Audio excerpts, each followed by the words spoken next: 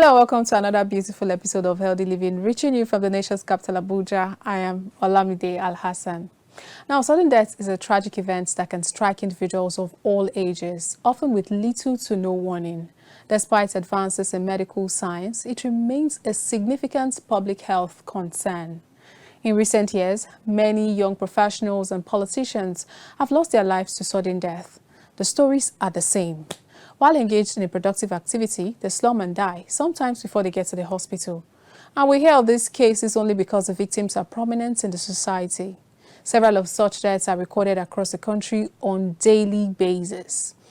At a recent World Heart Day celebration, the Coordinating Minister of Health and Social Welfare, Professor Ali Pate, represented by Minister of State for Health, Tunji Alausa, expressed worries over rising cases of stroke and fatalities, cardiovascular diseases, including heart failure, cardiac arrest, amongst others in the country. But so many questions remain unaddressed. What are the causes of unexpected natural deaths, often called sudden death syndrome? What are the predisposing symptoms? Today on Healthy Living, Pharmacist Kenneth Okoli joins us to answer some burning issues on sudden death from his viewpoint and wealth of experience.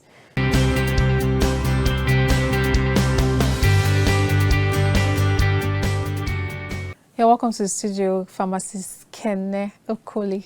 Thank you very much. I wanted to be sure that I'm not making a mistake. No, there's no mistake now. I think we have gotten it okay. Yes, good to have you in the studio. Yeah, same here. All right, because we're discussing sudden deaths today, I want you to please explain the concept of sudden death so our viewers get to understand what it really means.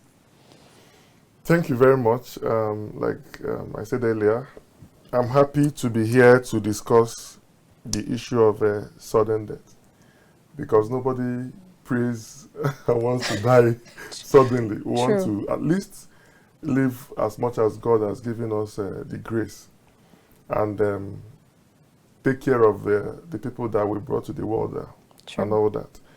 But sudden death, unfortunately, the thing is trending now. It's like it has started happening, coming close to us. I'm sure, even if I should ask you, there's someone that you might have lost in the last 2 or 3 or 5 months. And it comes with a shock. It comes with that, confusion. And people will not believe what actually happened, because most times we attach death to one superstitious thing or the other. People believe that before somebody will die, the person has to be sick. I want to understand and hear from the person and all that. But these days, people just wake up or some don't even wake up. So a lot of times people die in their sleep.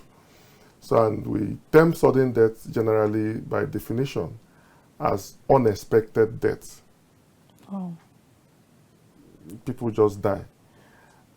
But we will all die someday. Absolutely. But what we don't want is to die in a way and manner that we are not prepared. But let's just zero our mind that one day all of us will transit. True, even though people do not believe that death can come naturally, people just believe that if there's anything that has to do with sudden death, it means maybe spiritually you have been attacked or something. But before we start going to what people believe on the streets, let's talk about some of the common causes of sudden deaths amongst different age groups. Thank you very much. The causes are majorly heart-related. Anytime you hear that someone drops dead, let me just put it this way: the heart of a body is just like the engine of your car. So if you don't take care of your engine, what does it do? It knocks. Have you had a knocked engine before? Yes, but you see the way I was like, I don't know if viewers could have seen my expression when you said the heart is just like an engine, and if you don't take care of the engine, it can knock. So I'm like, can the heart actually knock? It's supposed to be pumping blood every second. No, far from it, the heart can actually knock. It packs up without any notice. Wow. At times the heart can pack up without giving you any sign. Let me even say this, that while you are asleep, it gets to a point where your heart goes to rest. Please don't rest. It goes to rest actually because every other thing has slowed down. Metabolism, everything has slowed down. your body everything has slowed down. So when the organs don't need so much, when there's no much activity, the organs tends to go to that same resting position, and the heart will slow down. So it's possible that at a point when you're even trying to adjust, or something happens in the middle of the night, you're trying to get up quickly, it takes time, because just like your car, you advise when you want to go out in the morning, you start your engine, You warm it up. you warm it, you allow it to steam. You understand? The oil in the car will do what? Will circulate first, Yes. before you accelerate and drive out. Okay, so... So that's, if you want to relate it to the heart now, you see that the heart needs to start up again. It has a pattern, it follows Yes. a pattern, it starts up again, and it now takes up activity as you are getting conscious, trying to wake up. The heart is also flowing with that. So shocks in the middle of the night, or maybe you're in a dream or something happened, that's where people will now say they killed the person in the dream. Oh. The person can just want, something could just happen and you want to get up and scream, and that is how the heart can pack up, my sister. Wait, do you mean that can actually happen as a natural, that has a medical explanation? So it has a medical, for everything that happens to us, I will tell you as a Christian, as a devoted Christian, that there is a medical explanation to it. The unfortunate thing in this climate is that we don't take time to investigate or find out the cause of death. We just take it as the will of God. Whatever we see, we just say with gratitude to God, is the will of God, and we move on. Maybe because it's very expensive to actually find out the cause of death. And at times we don't even want to find out, because what will you do with the with the information when you get it? So at times we just want to let it go, and go on, because if once a person goes, the person is no more. So what are you doing with all those findings? You just want to let it go. So are there age specification for sudden death? Of course, if it comes sudden means we don't expect a young man in his 20s, 30s, 40s, 50s to 60 to just go like that. There are people that, as they age, we would have started seeing some signs of one sickness or the other. So if they die at that age, we will not term it sudden. But once people die at a very young age, at the prime, yes, that is where there is a concern. And like I said, it's very prevalent now. And the reasons are there. The reasons are there, ranging from our environment, ranging from we not being able to take care of ourselves properly. A lot of us don't even know that once you get to age 30, there are some certain particular specific tests that you should have gone to do to ascertain the state of your vital organs. Okay. It's very important. So what we do here is that we just live our lives. God gave us Nobody freely. cares, So, we're healthy. yeah, no, we don't really care. That was why I even mentioned to you earlier that I was even surprised that you took up this topic, because a lot of people don't even want to look into it. This is something that maybe Ministry of Health should have set up an inquiry to find out why it is happening. Unfortunately, too, we don't have statistics. Nobody knows the number of people that dropped and why they dropped. In fact, the few persons that you hear about that they tell you slumped and died, most of them are usually prominent people.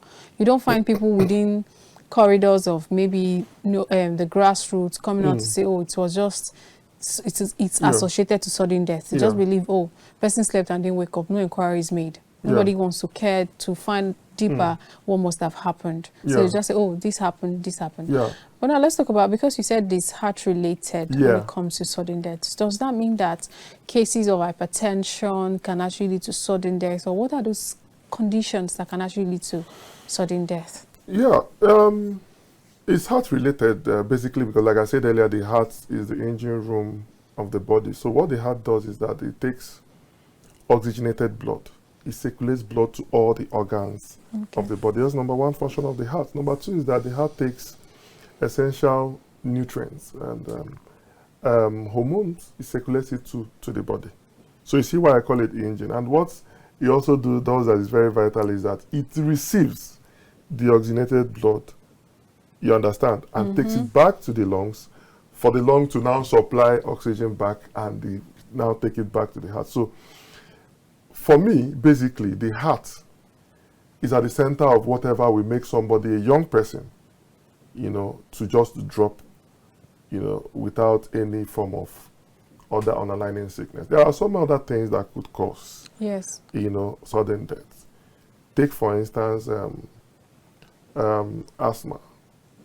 So when there is a shortage of oxygen and the person is choked or something, the person can die. Wow. That's why you see asthmatic patients are always going around with their inhalers.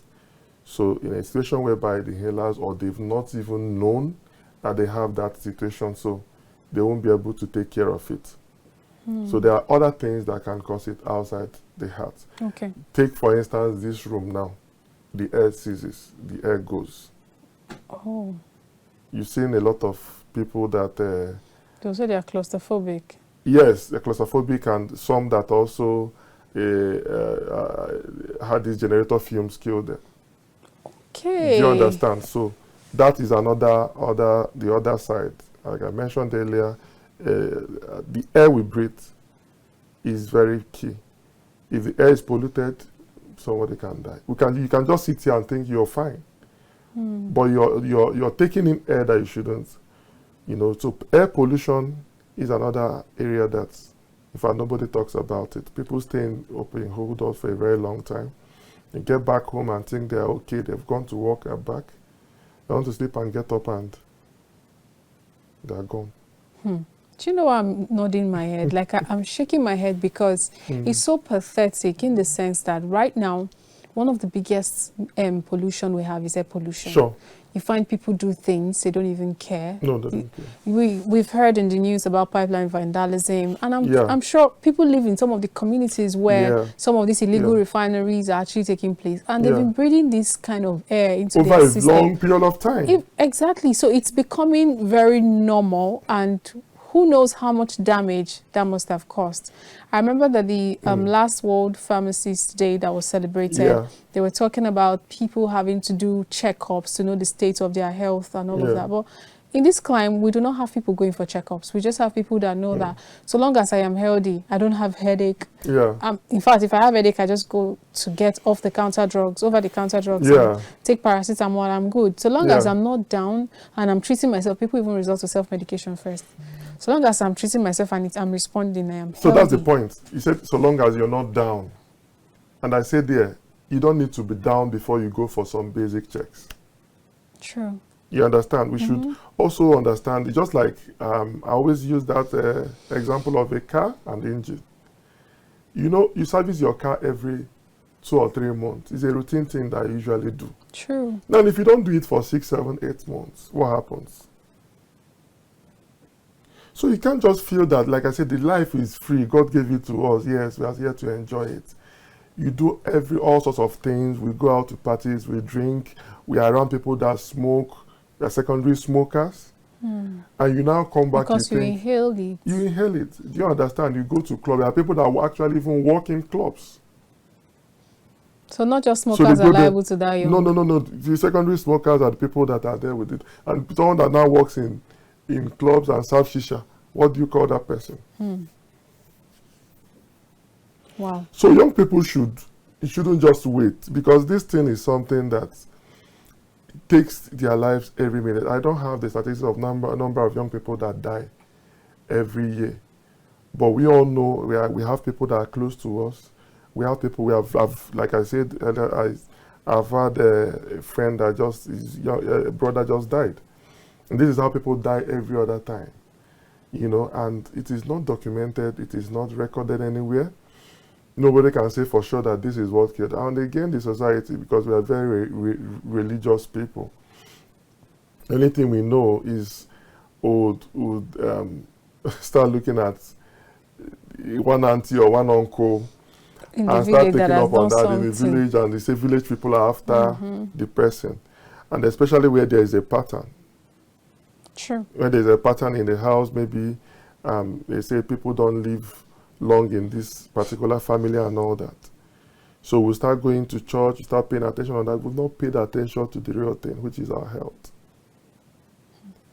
Wow. For young people, they don't even believe that they should be checking up on themselves. At all. Young people believe that it gets to they must get to a certain age before they start visiting the hospital, doing their ECGs and all that. You know, there are people that probably have never even been to the hospital because they have no reason. Yeah, and I'm very proud to say that and tell you that it's only malaria. Malaria safe over the counter drugs. I am done. Like some persons will brag about it. We need to be asking the right questions. In fact, I had a young person walking into the pharmacy one day, and he was telling me he has this headache, that he just went out. He went to hang out yesterday. That is like his hangover. That we should just give him something to flush the hangover. And I told him to just calm down and sit down. I asked that they should take his vital signs. They checked his blood pressure. Lo and behold, if that guy has walked out of the pharmacy, he would have collapsed. Oh my God. It was very, very high. I looked at him. You went out last night. You drank, you smoke. And you have a headache. You don't even know the cause of the headache. You assumed that's a hangover. And the only thing you wanted at that point was for us to give you maybe something that even contained caffeine or a stimulant that would have complicated your problem. So we now had to start first. He has never checked his blood pressure. He didn't even know that. He didn't even know he's hypertensive. And his own hypertension is even emergency. At that stage, he just needed to give him something to stabilize him before he can get to the hospital. Because I told him clearly that he needs to get to the hospital. Because tablets won't even do. It won't resolve it. Yes, much for him at that stage. He needed something that will drop his blood pressure within a space of 5 minutes. And that he will not get using tablets. Wow. This is literally an eye-opener for, I'm sure, almost all of us. So it's a message to young people. Young people, please, we need to get them to go and do the checks. It's not just about going out to make money or thinking that everything is hustle. That hustle is even wearing out owing to the environment where we live. A lot of the kind of works we do are not even helping us to think and relax and take care of ourselves. So you're doing Uber, you leave as early as what time, and you come back very late. You won't rest. You go out again and hang out. Working in a place like Lagos. Working in a place like Lagos, where you consider the traffic congestion. You want to wake up early. You don't even get enough sleep. So these things are killing us by the minute.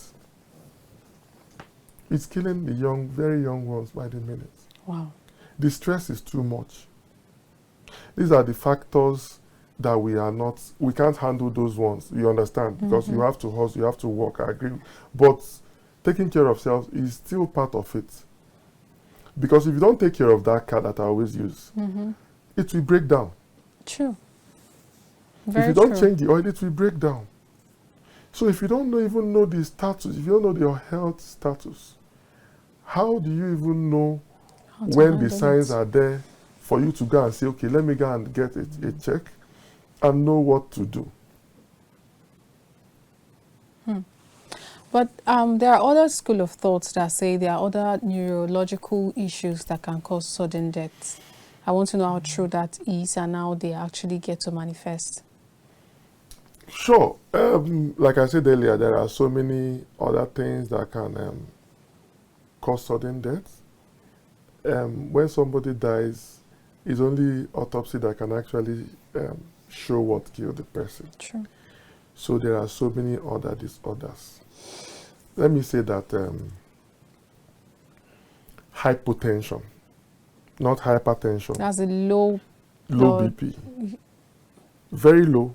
Kills suddenly? Kills suddenly. Oh, wow. Do you understand?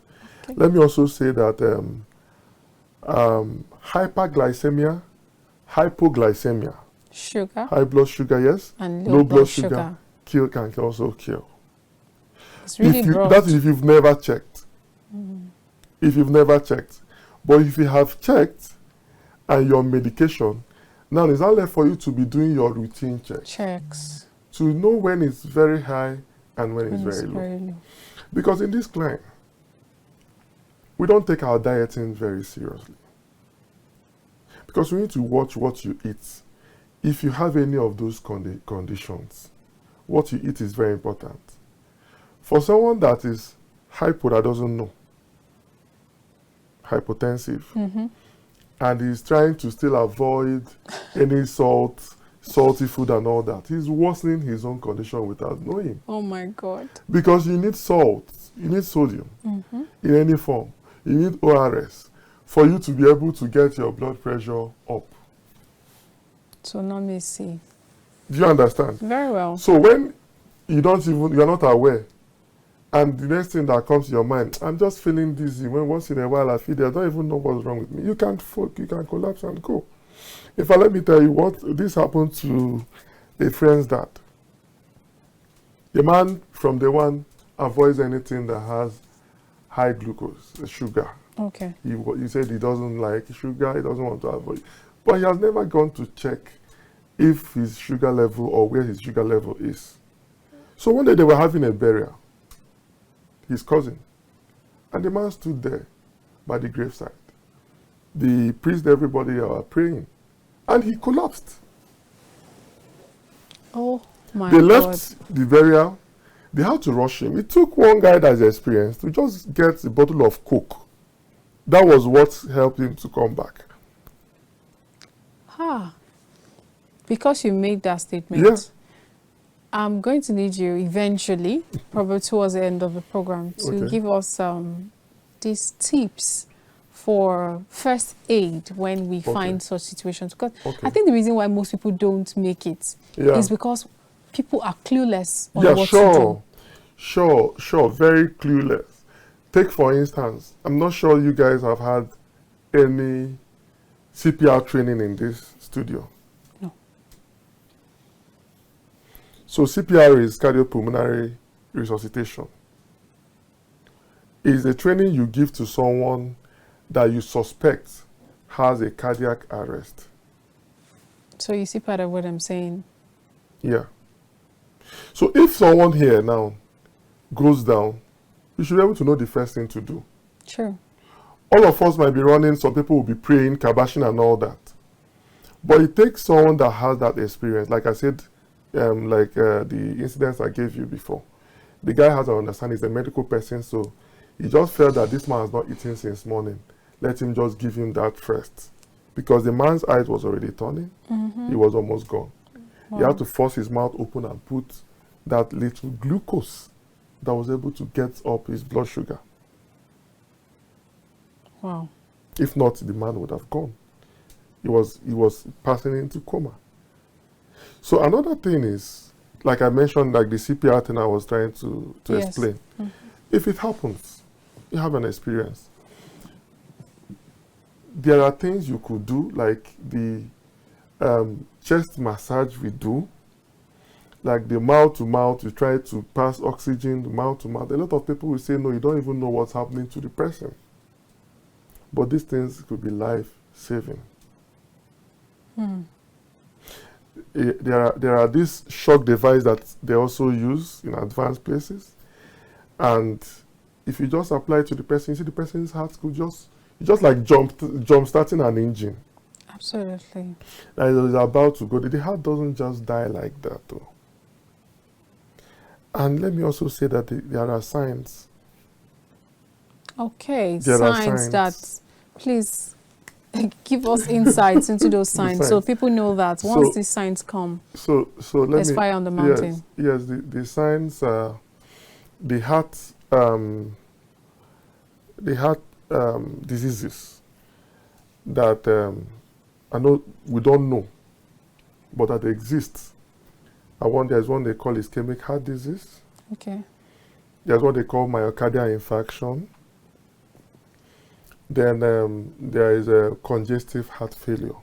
Okay. These are heart-related diseases that can actually lead to sudden death. Let me not also forget pulmonary embolism and I'll try to explain them. Exactly, because I don't think I am not medically inclined, and I'm sure No, most but of I'll our break, viewers are not. we'll try as much as possible to break it down. Great, thank you. So all these diseases, heart diseases, relate to the supply. That supply I mentioned earlier, the distribution of blood, oxygenated blood to vital organs of the body that the heart does. The heart itself, at times, comes under pressure. Okay. Just take, for instance, a pipe. You're trying to circulate fluid through the pipes. There are obstructions on the pipe. It returns back to the heart. Okay. Do you understand? Instead of having that free flow, yes, it flows back. Flows back instead of moving. So when it comes back to the heart, in myocardial infarction, the heart itself, the blood finds it difficult to get to the muscles of the heart. So the muscles are short of blood supply. And what that causes directly to that person is constant chest or heart pain. By the left side there, that's where the heart is. Okay. Do you understand? Because yes. the muscles of the heart lacks blood. Pain constantly would be there. So the person keeps on feeling pain. Has gone to pharmacy. Give me pain relief. The pain is still there. Does that have anything to do with high blood pressure too? That is like, I'm coming to that place. So what is high blood pressure? Is the blood pressure itself now is the cardiac output, that output that goes out over or versus the peripheral resistance that comes from blockage or any other thing that happens within the vital organs. So that is what we measure as the blood pressure. Okay. Cardiac output, what the heart pushes out in terms of circulation of fluids and blood to organs against the resistance it gets. Because if it does not get resistance, it will flow normal. Oh. But if there are blockages in one, place or the other on the arteries and veins, then there is what we call return, and pressure will build up in those areas. Okay. And no matter what happens, because you're like, now I'm talking, I'm trying to do one activity or the other, the heart is still like flowing with me. Wow. It's trying to push it out. But there is a blockage somewhere, maybe down here, maybe up here. And there's nothing to open it up at this point, because this is not happening on where you can see now. It's happening inside the body. Too bad. So that is where a lot of things can go wrong. So that is for myocardial infarction. For pulmonary embolism, like I mentioned earlier, that one is even worse. Blockage of artery. So it happens at times that you have a cut somewhere in your body, deep cut, and it's healed, but there's a clot. Okay. Now that clot is flowing in the body. It can stop anywhere and block a major supply to a vital organ. Wow, this is getting much more intense and interesting. Well, let's go on a quick break. So when we return, we can continue the conversation. All right, viewers, let's go on a quick break. When we return, the conversation continues. Stay with us. Welcome back, viewers. You're still on To Healthy Living, reaching you from the nation's capital, Abuja. And we're still discussing with pharmacist Kenneth Okoli on sudden death syndrome. So before we went on the break, you were giving us insights into 3 different heart diseases. Yes. So please go ahead. Yeah, so we are still on pulmonary embolism. Yes. Where I was trying to point out to the fact that you could have a deep wound or cut, and there will be blood clot somewhere. And this clot will now be going freely in the arteries and veins. And ordinarily in the arteries and veins, blood is supposed to flow without any obstruction. Okay. So if, unfortunately, it blocks a major artery that takes blood to a vital organ, that can just cause the heart, after it has tried severally then to push. If the clot remains there, it can now start building up with all those other nutrients there. They will now form a bigger clot. Wow. And that area could be blocked and the supply there will be cut off. So that can just lead to sudden death. The person will just die, no sign, or, like I said before, the signs can come. Like the signs of this pulmonary could be difficulty breathing. Yes. You find out the person is gasping for breath. At times, in a particular time in the night, you see some people, they will come out and say they are losing breath. And go through the window. And in fact, for some people, there are places they will just come into, they say, I can't breathe well. You need to check up yourself and find out why you're having that. So the other one I mentioned is congestive heart failure. Okay. Is where the heart now is trying to push out this blood I said before as its primary role, and is having fluids gathering around the heart. Then at times, when there is resistance to, remember I mentioned things I gave out that could cause resistance, the heart could start increasing in size. Just like you're trying to push something and it's coming back. It's just like you're trying to do gym. So you'll be increasing. So at times, the heart itself is overworked. And because of the pressure that comes back to it, the heart will now start slowing down. And if you don't find out on time or go to a hospital, there might be just that case. Irreversible loss. And let me also tell you that my own dear dad died of cardiac arrest. Oh my God. Right under your watch? So under my watch. So is that painful to me? Personally, someone that trained me as a pharmacist. So I was like, what really happened? But I know he has a doctor. But like I said, because of the fact that we don't really pay attention to these things, we don't take it seriously. He had signs. Unfortunately, he didn't share with me. He had signs. He woke up and he had this pain on the left arm, and he felt it was just cold. He gave him a massage at that hand, and he still drove himself to see his doctor. So one thing that would have recommended, because you're not sure of the particular disease, heart disease. Yes, of course. Would have just place him on a bed rest. You carry out these specific tests to ascertain what is really wrong.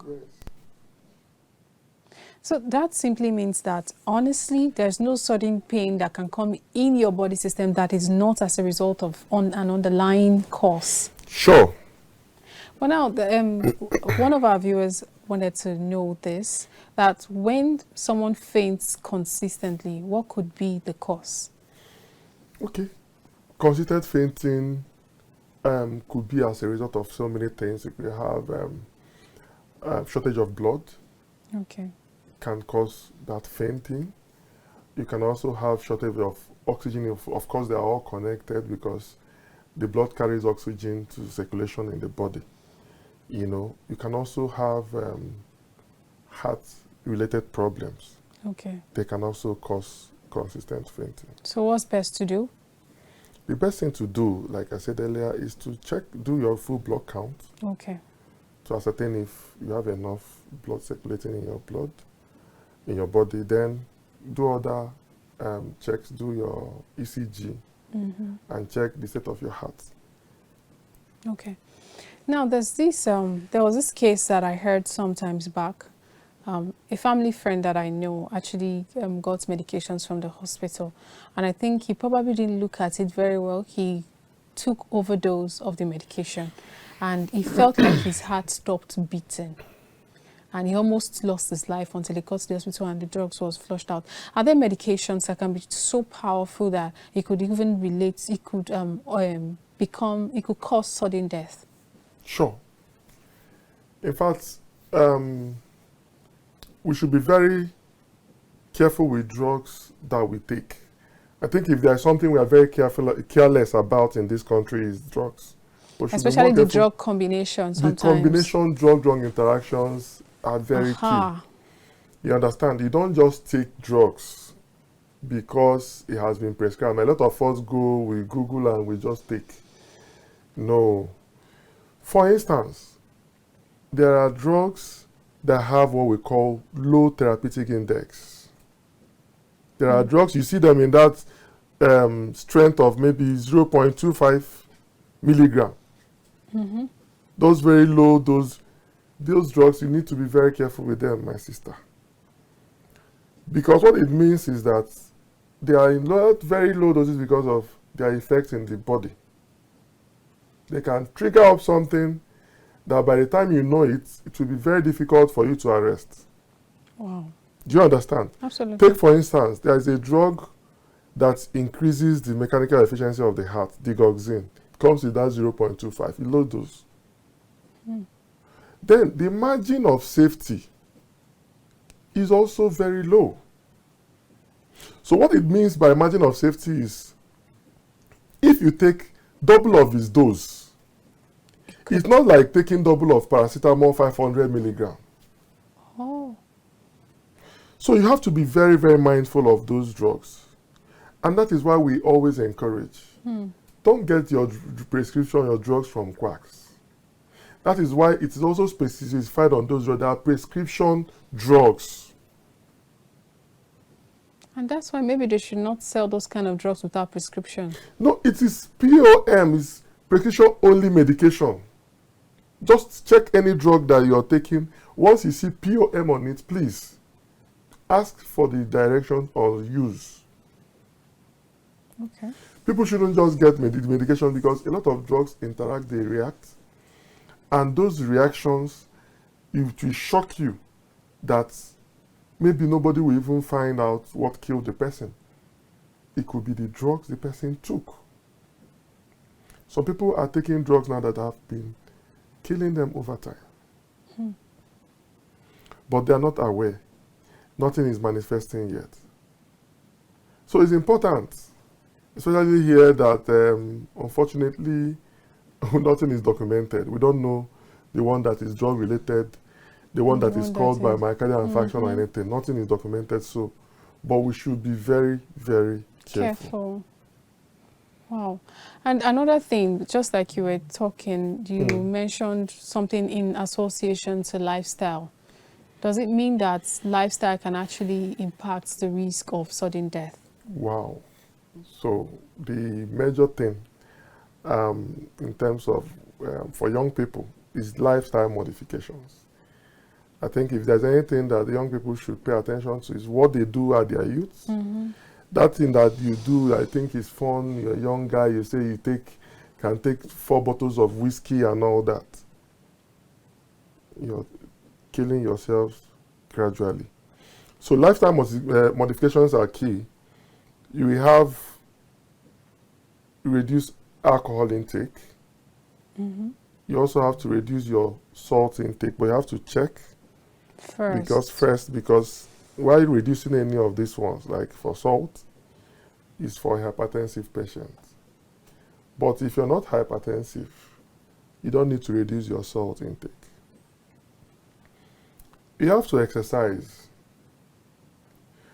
The kind of work we do is our cars to the door of our offices. So from your office, you jump into the car again.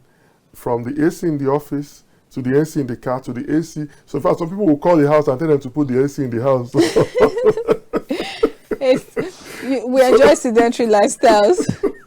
So that is it. And you feel cool. You're a big guy. You're a big babe, you know? So but that shouldn't be. At times I park my car, I walk to where I want to get some things. Of course. And people will be wondering, why are you doing that? People will see you and say, you don't have a car. It's about my health. True. So, and I also do exercise. Things that we also put in our mouth, we should watch it. a lot of people who don't eat healthy. I don't know whether you say it's our culture or where we want to show off now. You see this platter, big food and everything. People now use it and tell people that they are doing well. So what the kind of things we should be eating and not what we eat. And unfortunately too, due to the economic situation of our country and all that, the quality of the ingredients have dropped. And actually a lot of us don't know that. Absolutely. The woman that fries akara on the road, do you know the oil she uses to fry the akara? She must have repeated it like countless times. Apart from repeating it, the quality of the oil, there's this low-grade oil. Random oil. Yes, that has high cholesterol. Very true. And saturated fatty acids. So these are the things that we should also look out for. When we are eating, what do we eat? Then even if you have eaten those things, do you exercise? What kind of work do you do? Is it the kind of work that will give you space to go and do 1 or 2 checks for yourself? Or you just do work for you are a big boy, you're making money and all that, you're fine? No. You have to take care of yourself, like I said earlier. That car that you drive, you take care of it. What about your body? If you change the engine of your oil, change the filter, what do you do to yourself? Ignore yourself. It's what you People just buy clothes, they don't check their health. They don't check. Of course, we are designers and the heart is struggling to, there is thrombosis, there is blockage some here and there. You have not checked. So now let's talk about how family history can actually impact sudden death, because some persons believe that in a family, just like you made reference, that some will say they don't get to this age in their family, they don't do this, they don't do that. So how can this family history, because some persons would say, oh, my dad had some heart issues, then you might just, can it possibly pass on to children? Can there be family history in relation to heart-related issues that can now impact sudden death? So like I said earlier, I know that I used to supply him with hypertensive drugs, antihypertensive drugs. So I know that history is there. You understand? I followed up with myself immediately, and I got a BP monitor, even though I don't have. So could it now possibly mean that truly it can be hereditary? Yes. Sure, it's very possible. It's very helpful. It's about 70% chance if your dad or mom is hypertensive, there's a possibility that you will also have it at a time. But what we do is we encourage people to be conscious of it, but not also assume that you must, because there are what we call it idiosyncrasies, different people, with their own different body makeup. You mustn't have it because another person has it. So even if there are 5 people in your, like for myself now, I'm not hypertensive. Okay. But my dad is hypertensive. He died as a hypertensive person. So, but I'm not. But I still check because of what? My size. Okay. So that brings us to BMI, weight, overweight, body mass index. And a lot of people on the big side are victims of this sudden death. Very true. Yeah, so the big people are because all the things I mentioned earlier on blockage, you see, if there is what we call visceral fat, I can now covering up the organs, vital organs of the body. It won't give them space to, you understand? Very well. To function. So, big size people need to watch it. If there is anything that kills fast, it's obesity. True. Obesity is number one. So for me, anybody that is on the big side, she'll start looking into how to reduce, and also diet and exercise. There are people that are big that are very healthy. You see them, they work out, they can run. But there are people that are big that find it difficult to get up or pick something from the ground and all that. And no matter the size of the body, the heart size remains the same. No matter the So size it's of the body. no matter the size of the body. So you won't get that big You won't get a bigger a heart. bigger heart. But because you talked about no matter how big the size of the body is Yeah. still the same, I've heard of sudden death even in children. So Okay. what is it with infants too that tend to experience sudden death? Okay. And though we associate it with maybe there's this thing they call it abiku, stillbirth. Okay, stillbirth, But yes. this now, in this situation now, some children would live for 2 days and they are gone. Some 3 days and they are gone without no checks because parents don't do autopsy. Probably do not do autopsy to find out Yeah. the cause of the death. But we find sudden death even in newborns, infants.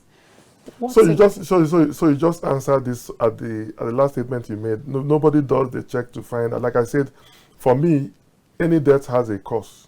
Any death has a cause. It's just that we don't take our time to find out what actually caused the death. For newborns, for infants and all that die, there definitely is a cause. Some are anemic, they burn them, they will not check. You understand? Some have other hereditary or history from the parents or from the mom, and when they were delivered with deformities. Okay. And nobody has checked, the baby, and it only takes maybe people that are enlightened, because this thing that we just mentioned now happens mostly in the villages. In the rural areas where probably there is even nobody to check. What we call jaundice, in children, has taken a lot of children. Yes. You understand? Because down there in the village, what they could be doing is, they say bring the baby out in the sun. The sun will help the baby's eyes and all that. Well, is that really true? The early morning sun, according to our own local district, Yes. it has vitamin D. So to that extent, but if it's severe now, what do? They change the blood. They do Wow. transfusion for that child. So if no transfusion is done, you might lose the child. And we've lost so many children because nobody even checked the volume of blood in circulation in that child's body. Child's body. Wow. So anemia is one major. Anemia kills a lot of children. Malnutrition. You understand? What particular meal was the mom taking? At least now you're aware of all those well woman and pregnant care and all that they now give because they believe that you can't get all the nutrients from the food we eat. True. Do the ones in the village know about it? Maybe they know their herbs. And maybe their herbs provide the necessary things. I don't want to go into Now, that. let's start talking about some of the strategies to put in place, Okay. to reduce the risk of sudden death. Very well. So I think for me, the first thing is this awareness that we are creating on it. We need to start talking about it. We need to get it to a stage where we would be conscious and know that, yes, anybody can drop at any time. You can die, and because at the point you are now, you don't know how your body is struggling with one thing or the other. You might not have those symptoms. Some people actually ignore symptoms. Everything we see, it maybe it's just malaria, it's just fever and all that. It doesn't end as malaria and typhoid as we know. So we have to start talking about it and start doing checks, creating awareness. And a lot of us don't go to do these routine checks because we don't have a system in place. We don't have hospitals. Is it really affordable and easy for us to access? The NHIS program in Nigeria is not doesn't give the cover that it should give. So we try to avoid it. For private sector, people that do business, they don't really want to go and spend that money. They don't want to go and stand in that queue. You understand? So the things that we can start doing is from sensitization, awareness, get people to first of all know that this thing kills and it doesn't give any it might not give you any prior notice. So see what we can do go for checkup, find out what you can do. If it is for you to check your diet, you start working on your diet. For you to be on some routine drugs, you start carrying those drugs. I keep telling people, a lot of people will say, I don't want, it's not my portion. This our spiritual yeah, it's not my portion. I have to fight with a lot of people that are even close to family members. They will say, no, I will pray, I will do this thing. This is not, I can't be taking this medication because like the antihypertensives are daily drugs. So we cannot stay on drugs No. And can't take it and all that. So no, that shouldn't be the case. Once it is discovered that this is what you're facing, please go on your medications. If your doctor says come back for a review, do that review. It's very important. Come back and see if he has to change or add or subtract or whatever, to your medications. Let us take our health seriously. Yeah. All right. Before we round up, I want you to give us some first aid tips, especially for taking care of someone in situations where maybe they slump or something. What needs to be done immediately before the arrival of a doctor? Okay. For me, first thing first is we'll try to know the history, have an idea of what the person is passing through. If you have a knowledge, it's to help you to know what to do at that point.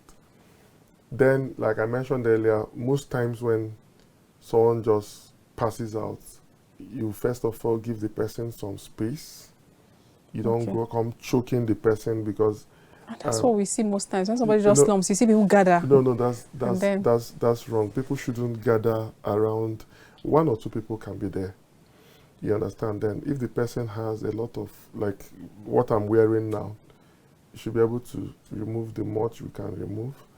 Then give those first aid, like I said, mouth to mouth. See if oxygen can get back. Because once the heart lacks that oxygenated blood or oxygen, it ceases to work. So get oxygen through the mouth directly to the person. Then you also give the shock or jerk to the heart. Try to press on the heart to see if the heart can come back. Is that like the CPR thing? It's the CPR that I'm talking about. It's the CPR thing. So that can actually help. Then as you are doing that, ensure that you have called an ambulance. Because there are some things you cannot do without an ambulance. If it is an ambulance that has oxygen, then you can be doing that, give oxygen in the car and other first aid. Then by that time, the health professional would have arrived. But that's the much you can do. We look forward to a country where we would have access to calling like an ambulance service, and then we get it as rapid as possible, because I feel like that's what is killing people even more, because you don't even get help. Who do you call? One or two challenges. Do you have a number that you can call now if there's an emergency? Exactly the point. But the good thing is we have some cell phone devices that actually make provisions for your medical record. Like on my own cell phone, there's a particular place where if I were to be in a situation where I need help, sudden help, and my phone is locked, the first thing you see is my medical history. And that medical history now gives you access to my emergency contacts. Now you're able to know my blood group, you're able to know some information about me, and then you're able to get my emergency contacts, and you can call them even without unlocking my phone. But I don't know how many Nigerians actually have done that. We thank God for you. Just like I mentioned earlier, if we had this NHIS that is working very well, like the whole staff in this place should be under one NHIS. Of course. So what that means is that NHIS has our information. It's a cover, it's a health cover that should cover everything. So if there's any issue, you reach out to that, you reach out to them. They will quickly pick up those informations and start working on it. If it's a health condition that the person has reported before, they will make preparations, even as they are coming, to, if it is someone that is asthmatic, for instance. So you're getting all those nebulizers, you're getting the inhalers ready. Yeah. So it's not when you get here now you start saying, oh, it looks like asthma. You are the best. All right, thank you very much, Pharmacist Kenneth Okoli. We really appreciate you for your time today. Thank you for your time. We really appreciate you. All right, viewers, that's how we draw the curtains on today's show. I hope you've enjoyed yourself and I hope you've learned one or two things. This is where we draw the curtains. I am Olamide Alhassan. I'll see you again next week.